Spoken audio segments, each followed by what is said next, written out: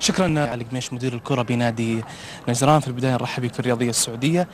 نتحدث اليوم عن مواجهة مهمة لنادي نجران. قبل شوية أسولف مع يشش يتحدث ويقول إنه أنا مرتاح داخل المباراة بدون ضغط، وهذا الشيء يعطي اللاعبين حافز، لكن مشكلتي في غياب محمود معاذ.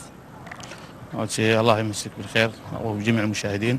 أكيد المدرب أن غياب محمود معاذ بيأثر فيه، بس إن شاء الله أن البديل فيه الخير والبركة.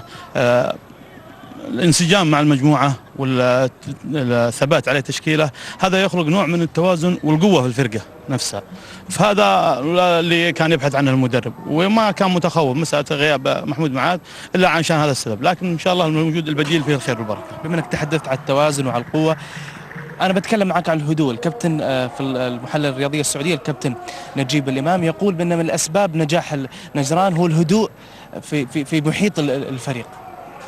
أول شيء أشكره على هذه الإطراء.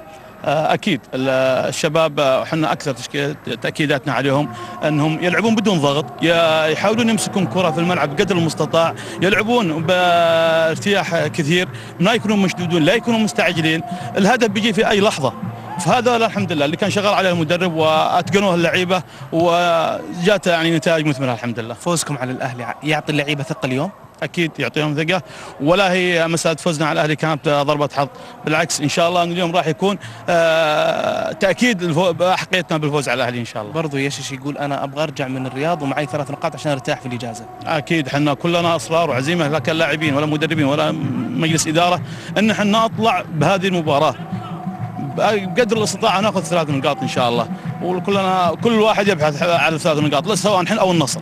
استاذ صالح، بطلع من مباراه النصر ونجران واستعداداتكم، نتحدث عن نقطه مهمه. الاتحاد الاسيوي يقول لازم مع كل فريق في كل مباراه يكون موجود منسق مركز اعلامي، ما في احد من المركز الاعلامي اليوم بنادي نجران. والله هذه اكيد كان مطلب وكان اساسي وموجود في السكور نفسه منسق اعلامي، لكن للاسف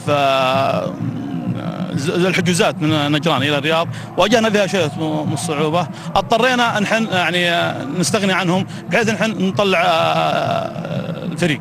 مش الفلوس اللي هدول؟ لا البعض يقول، حتى قريت في بعض الاعلام قري انت في تصريح اني انا منعت توفير، وهذا كلام غير صحيح وعاري من الصحه، بالعكس احنا المركز الاعلامي هو واجهه حضاريه للنادي، والاخوان اللي فيه مجتهدين ويعملون ليل نهار وما نستغني عنهم في اي لحظه.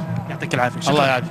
نشكر صالح القميش مدير الكره بنادي نجران، المتفائل جدا قبل هذه المواجهه. نعود مره اخرى للزميل عبد الله فقير وضيفه في الاستديو. عبد الله تفضل.